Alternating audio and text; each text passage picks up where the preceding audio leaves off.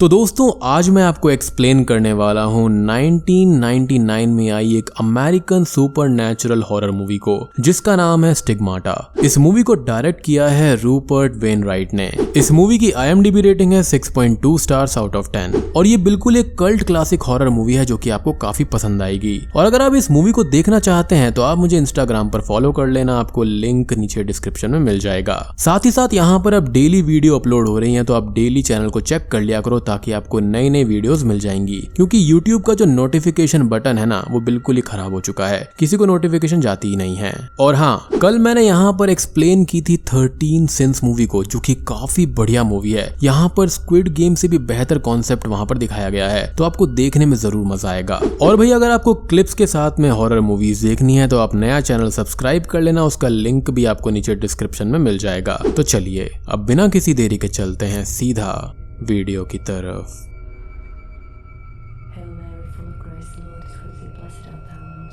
अब दोस्तों मूवी में आगे बढ़ने से पहले मैं आपको स्टिग्माटा के बारे में थोड़ा बताना चाहता हूँ। असल में ये कैथोलिक धर्म में बेहद ही महत्वपूर्ण है। स्टिग्माटा उन 5 जख्मों या फिर पेन को कहा जाता है जो कि जीसस क्राइस्ट को क्रूसीफाई करते टाइम दिए गए थे। और जब कोई हाईली डिवोटेड पर्सन इन जख्मों का दर्द अपनी रियल लाइफ में फील करता है तो उसे स्टिग्माटा कहा जाता है। अब ये मैंने आपको इसलिए बताया है क्योंकि आगे आपको चीजें समझने में आसानी होगी। खैर अब मूवी शुरू होती है और हमको ब्राजील के गाँव में एक चर्च को दिखाया जाता है। अब यहाँ पर इस चर्च के फादर पॉलो अल्मीडा की डेथ हो गई है और इसलिए यहाँ चर्च में शोक समारोह चल रहा है। मगर जिस दिन से फादर अल्मीडा मरे हैं उसी दिन से चर्च के अंदर एक खास सुपरनैचुरल इवेंट हो रहा है जिसकी वजह से ये वेटिकन सिटी के नजर में आ जाता है। दरअसल जिस दिन से फादर अल्मीडा गुजरे हैं उसी दिन से ही चर्च के अंदर वर्जिन मैरी के स्टैचू से खून के आंसू बह रहे हैं। अब वेटिकन इस चीज की छानबीन के लिए फादर एंड्रू कर्नन को वहां पर भेजते हैं और फादर कर्नन वहां पर सभी संभावनाओं पर नजर डालते हैं कि किन रीजंस की वजह से ये सब हो सकता है, क्योंकि कई बार ऐसा होता है कि सुर्खियां बटोरने के लिए चर्च ऑर्गेनाइजर्स ऐसे झूठ मूठ के काम करते रहते हैं। मगर इस बार फादर कर्नन को वहां पर कोई भी धोखेबाजी नजर नहीं आती और जब वो वहां पर इन्वेस्टिगेशन कर रहे होते हैं तो वहां पर वो खुद किसी सुपरनैचुरल पावर को फील करते हैं। फिर चर्च की कैंडल्स खुद ही बुझकर दोबारा जल जाती हैं। अब फादर कर्नन समझ जाते हैं कि ये सब नॉर्मल नहीं है। तभी हम एक बच्चे को देखते हैं जो कि फादर अल्मीडा के कॉफिन से उनका रोजरी चुरा लेता है और वहां पर बाहर एक औरत को बेच देता है। और यहाँ पर रोजरी का मतलब एक माला टाइप आप कह सकते हो जो कि प्रार्थनाओं को करने के लिए इस्तेमाल करी जाती है। फिर हम फ्रैंकी पेज नाम की एक लड़की को देखते हैं जो कि पिट्सबर्ग में रहती है। फ्रैंकी यहाँ पर सो रही होती है और तभी उसे उसकी मदर का फोन आता है। और दोस्तों फ्रैंकी की मदर वही औरत होती है जिसने ब्राजील में फादर अल्मीडा का चुराया हुआ रोजरी खरीदा होता है और उसकी मदर कॉल पर उसको ये बताती है कि उसने उसको एक गिफ्ट भेजा है। फिर हम ये देखते हैं कि जब फ्रैंकी कॉफी पीने जाती है तभी उसे उल्टियां होने लगती है और अब उसको ये लग रहा था कि शायद से वो प्रेग्नेंट है और वो ये बात अपनी फ्रेंड डोना को भी बताती है। मगर फिर वो दोनों बात बात में यहाँ पर प्रेगनेंसी वाली बात को इग्नोर कर देती हैं और काम पर चली जाती हैं। अब आगे हम ये देखते हैं कि फादर कर्नन वेटिकन सिटी जाते हैं और कार्डिनल हाउसमैन से मिलते हैं जो कि इन सभी सुपरनैचुरल इवेंट्स के इन्वेस्टिगेशन इंचार्ज होते हैं। कार्डिनल हाउसमैन फादर कर्नन से ये पूछते हैं कि आखिरकार उस स्टैचू में क्या गड़बड़ मिली और फादर कर्नन ये कहते हैं कि वहां पर कोई भी गड़बड़ नहीं है और उन्होंने जो ब्लड सैंपल वहां से लिया है यानी कि उस मूर्ति से वो रियल ह्यूमन का ब्लड था। कार्डिनल हाउसमैन ये कहते हैं कि कुछ तो गड़बड़ वहां पर जरूर होगी क्योंकि हर साल 50 से 60 स्टैचू के रोने वाली खबर आती रहती है और सारी की सारी फेक होती हैं। फिर फादर कर्नन यहाँ पर इन्वेस्टिगेशन के लिए और टाइम मांगते हैं मगर कार्डिनल हाउसमैन उन्हें परमिशन नहीं देते और उन्हें केस से हटा देते हैं जो कि थोड़ा सा वियर्ड होता है। अब आप ये सोचेंगे कि कार्डिनल का आखिर मतलब क्या है, तो कार्डिनल एक ऐसा प्रीस्ट होता है जो कि रोमन कैथोलिक चर्च में काफी हाई लेवल पर होता है। फिर हम फ्रैंकी को देखते हैं जो कि बाथटब में नहा रही होती है कि तभी वहां पर हम धीरे धीरे से कुछ चैंटिंग्स को सुन पाते हैं और हमें उसी रोजरी को भी दिखाया जाता है और शायद से वो आवाज उसी रोजरी से आ रही होती है, मतलब शायद से क्या उसी से आ रही थी। तभी अचानक से ही एक सुपरनैचुरल पावर फ्रैंकी को पानी में खींच लेती है और हम यहाँ पर जीसस क्राइस्ट को क्रूसीफाई करने वाला सीन देख पाते हैं जिसके अंदर जीसस क्राइस्ट की कलाइयों में कील को ठोका जा रहा होता है और वही कील को ठोके जाने वाला जख्म फ्रैंकी की कलाइयों पर भी निकल आता है। है और वो ज्यादा खून बहने की वजह से बेहोश हो जाती है। अब यहाँ पर फ्रैंकी के साथ में जो कुछ होगा वो यहाँ पर जीसस क्राइस्ट ने महसूस किया था और उनके साथ में ये हुआ था, तो इस बात को आप ध्यान रखना। हम देखते हैं कि फ्रैंकी हॉस्पिटल में है जहाँ पर उसका इलाज चल रहा होता है और अचानक से ही वो होश में आ जाती है और उसे कोई भी दर्द नहीं होता। फ्रैंकी की कलाई से लगातार खून बह रहा था लेकिन उसको दर्द का छोटा सा भी एहसास नहीं था। डॉक्टर को ये लगता है कि फ्रैंकी ने सुसाइड करने की कोशिश करी है, लेकिन फ्रैंकी ये बोलती है कि ऐसा कभी नहीं हो सकता, मैं अपने आप से बहुत प्यार करती हूँ। अब आगे हम ये देखते हैं कि फ्रैंकी डोना के साथ में घर जा रही होती है और वॉशरूम को देखती है जो कि पूरा बिखरा हुआ था। फ्रैंकी और डोना दोनों ही वहाँ रूम में एक बहुत ही अच्छी जैस्मिन और रोज की खुशबू को महसूस कर पाते हैं, मगर ये खुशबू कहाँ से आ रही होती है वो पता नहीं चलता और फिर वो दोनों सो जाती हैं। आगे हम ये देखते हैं कि फ्रैंकी और डोना अपने काम पर जाती है और यहाँ पर काम करने के दौरान फ्रैंकी खिड़की से देखती है कि एक औरत सड़क के दूसरी तरफ खड़ी हुई है और उसके हाथ में एक न्यू बॉर्न बेबी होता है, मगर वो औरत उस बच्चे को सड़क पर गिरा देती है। फ्रैंकी चिल्लाती है और भागते हुए सड़क के उस पार जाती है, लेकिन वहाँ पर कोई भी नहीं होता। दरअसल में ये सब फ्रैंकी का एक वहम होता है। फिर हम देखते हैं कि फ्रैंकी और डोना काम छोड़कर घर आने लगती हैं और जब वो मेट्रो में आ रही होती हैं तब फ्रैंकी को मेट्रो में एक फादर दिखते हैं। फ्रैंकी के दिमाग में एक सवाल आता है जिसके बारे में वो खुद नहीं जानती थी। फ्रैंकी फादर के पास में जाती है और पूछती है कि क्या आप फादर कर्नन हैं, और वो ये कहते हैं कि नहीं, मैं फादर डर्निंग हूँ। और तभी वहाँ पर फिर से फ्रैंकी के साथ में एक सुपर नेचुरल इवेंट होता है। मेट्रो बहुत ही तेज चलने लगती है और सारे लोग इधर उधर गिरने लगते हैं। तभी फ्रैंकी के दोनों हाथ खींच लिए जाते हैं और उसकी पीठ पर कई सारे कोड़े यानी कि चाबुक मारे जाते हैं, जिससे कि वो जख्मी हो जाती है और ये इवेंट फादर डर्निंग देख लेते हैं। डोना फ्रैंकी को हॉस्पिटल ले जाकर पहले उसके जख्मों का इलाज करवाती है और फिर फ्रैंकी के बहुत सारे टेस्ट होते हैं, लेकिन सारे टेस्ट का जो रिजल्ट होता है वो नॉर्मल था। फ्रैंकी अपने प्रेगनेंसी टेस्ट के बारे में पूछती है और डॉक्टर ये बताता है कि वो भी नेगेटिव है।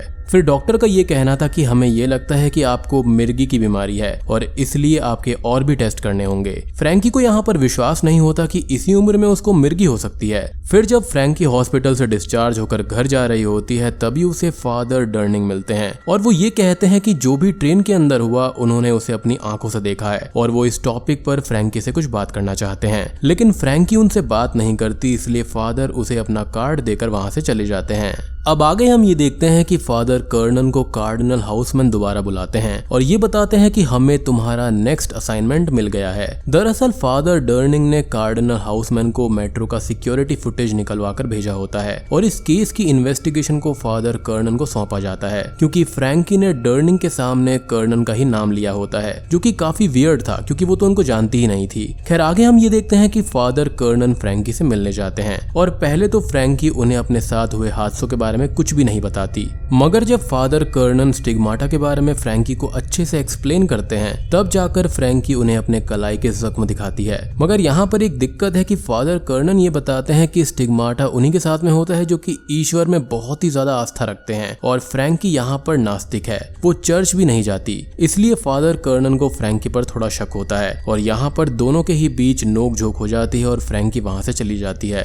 अब आगे हम ये देखते हैं कि फ्रैंकी एक बार में है और शराब पीते हुए वो डोना से अपने साथ चल रही सारी प्रॉब्लम्स को बता रही थी कि तभी फ्रैंकी पर फिर से स्टिग्माटा का असर होता है और इस बार वो कांटों के ताज को पहने हुए महसूस करती है, यानी कि उसको ऐसा एहसास होता है कि उसने कांटों वाले ताज को पहना है, जो कि यहाँ पर जीसस क्राइस्ट के स्टिग्माटा से बिल्कुल मिलता जुलता है। फ्रैंकी यहाँ पर बहुत ही ज्यादा दर्द में होती है और वो वहां से भाग जाती है। सड़क पर फादर कर्नन फ्रैंकी को भागते हुए देख लेते हैं और उसके सर से खून निकल रहा होता है, इसलिए वो उसका पीछा करते हैं। फ्रैंकी एक सुनसान इलाके में पहुंचकर एक कार पर बैठ जाती है और वो कार की बॉडी पर कुछ लिखने लगती है, वो भी एक एंशिएंट लैंग्वेज में। फादर कर्नन फ्रैंकी के पास पहुंचते हैं और इस बार वो फ्रैंकी के आसपास बहुत ही ज्यादा सुपर नेचुरल पावर को महसूस करते हैं। और दोस्तों मूवी इतनी इंटरेस्टिंग होती जा रही है ना, एंड तक जरूर देखना, मतलब मुझे तो वॉइस ओवर करने में बहुत ही ज्यादा मजा आ रहा है। खैर यहाँ पर फ्रैंकी फादर कर्नन को एंशिएंट लैंग्वेज में कुछ बोलती भी है, जिसको फादर रिकॉर्ड कर लेते हैं और फिर फ्रैंकी वहीं पर बेहोश हो जाती है। आगे हम ये देखते हैं कि फादर कर्नन वेटिकन के एक आदमी को फोन करते हैं जो कि एंशिएंट लैंग्वेज का ट्रांसलेटर होता है और जब वो रिकॉर्डिंग कर्नन उसे सुनाता है तो वो थोड़ा टेंशन में आ जाता है और फिर सीन यहाँ पर चेंज होता है। हम फ्रैंकी को देखते हैं जो कि होश में आती है और फिर वो चर्च में जाती है।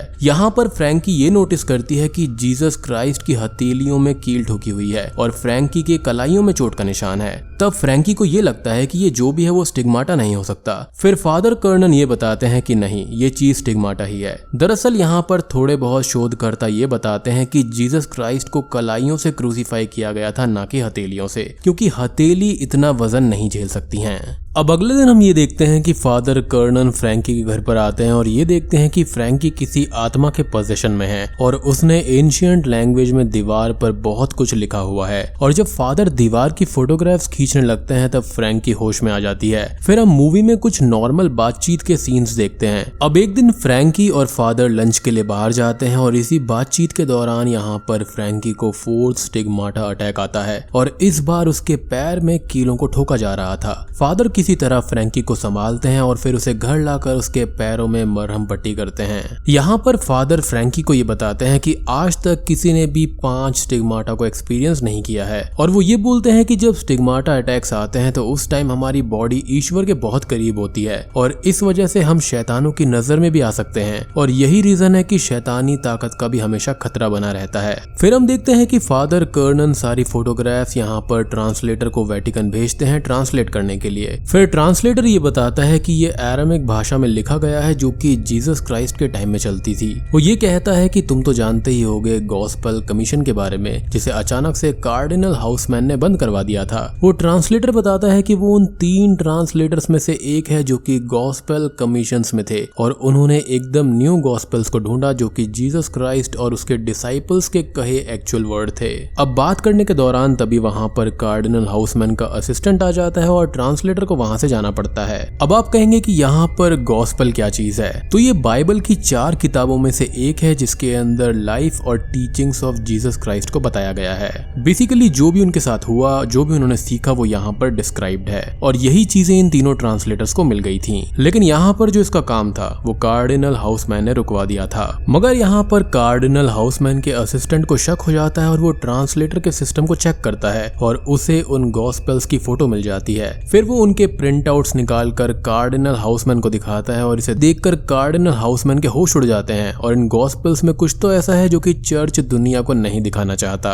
अब आगे हम देखते हैं कि ट्रांसलेटर सेकंड ट्रांसलेटर को कॉल करता है जो कि गॉस्पेल कमीशन में था और उसे सारी बात बताकर वो फादर कर्नन से मिलने को कहता है। अब मैं आपको एक और शॉकिंग चीज बताता हूँ कि गॉस्पेल कमीशन का 3rd ट्रांसलेटर यहाँ पर फादर अल्मीडा थे जो कि मूवी की शुरुआत में ही मारे जा चुके हैं और उनकी डेथ बिल्कुल नेचुरल थी। वहाँ पर कुछ भी इविल स्पिरिट जैसा कुछ भी नहीं था और उन्होंने भी यहाँ पर स्टिग्माटा को एक्सपीरियंस किया था। अब हम ये देखते हैं कि फादर कर्नन अगले दिन फ्रैंकी के घर जाते हैं और देखते हैं कि फ्रैंकी आज कुछ अजीब सा बिहेव कर रही है और उनका शक सही होता है। फ्रैंकी यहाँ पर पोजीशन में होती है और वो फादर कर्नन पर अटैक कर देती है, मगर किसी तरह से एंड में वो उसको हैंडल कर लेते हैं। फिर हम देखते हैं कि कार्डिनल हाउसमैन और उसका असिस्टेंट फ्रैंकी के घर पहुंच जाते हैं और फादर कर्नन को फ्रैंकी के केस से हटा दिया जाता है और फ्रैंकी को अपने अंडर में वो ले लेते हैं। फिर हम फादर कर्नन को एक चर्च में बैठा हुआ देखते हैं और वहां पर गॉस्पेल कमीशन का 2nd ट्रांसलेटर उनसे मिलने आता है और वो फादर को ये बताता है कि ये जो न्यू गॉस्पेल्स फाउंड की गई हैं, ये जीसस क्राइस्ट के आखिरी सफर के दौरान अपने शिष्यों से कहे गए आखिरी शब्द हैं। मगर चर्च इस बात को किसी को बताना नहीं चाहता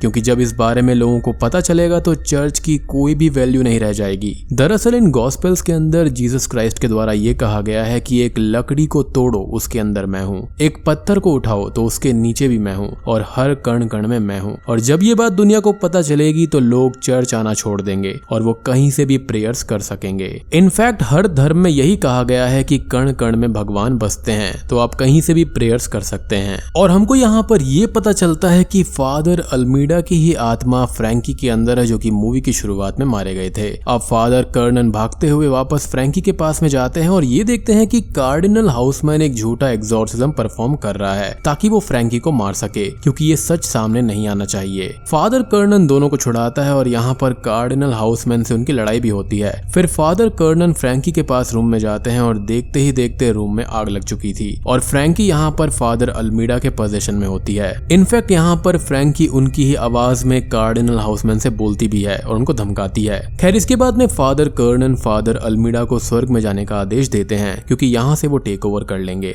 और वो सब कुछ जान गए रहे हैं और कुछ ही सेकंड में आग वहां पर बुझ जाती है और कर्नन फ्रैंकी को बाहर ले आता है। फिर उसके कुछ ही टाइम के बाद में फ्रैंकी को होश आ जाता है। फिर हम ये देखते हैं कि फादर कर्नन उस चर्च में जाते हैं जो कि हमें मूवी की शुरुआत में दिखाया गया था और थोड़ी बहुत छानबीन के बाद में फादर कर्नन को वहां पर एक स्क्रोल मिलता है जो कि जीसस क्राइस्ट के कहे हुए ट्रू वर्ड्स होते हैं। फिर हमें मूवी के एंड में ये दिखाया जाता है कि वेटिकन ने स्क्रोल में लिखी हुई बात को मानने से साफ इनकार कर दिया है और इस स्क्रोल को फेक बताया गया है और बूम, इसी के साथ में ये मूवी यहीं पर खत्म हो जाती है। तो दोस्तों ये थी स्टिग्माटा मूवी की कहानी। अब यहाँ पर आप ये सोचेंगे कि अगर यहाँ पर फ्रैंकी नास्तिक थी तो यहाँ पर उसके अंदर स्टिग्माटा का एहसास उसे कैसे हुआ। तो असल में वो यहाँ पर चर्च नहीं जाया करती थी लेकिन अंदर ही अंदर वो जीसस क्राइस्ट को माना करती थी। और इस मूवी के कॉन्सेप्ट में भी वही कहा गया है कि आप घर से प्रेयर्स कर सकते हैं क्योंकि जीसस क्राइस्ट, भगवान, अल्लाह और कुछ भी जिसको भी आप मानते हैं वहां पर वो आपकी सुनते हैं और आप कहीं से भी अगर सच्चे दिल से प्रेयर्स करेंगे तो आपकी बात सुनी जाएगी।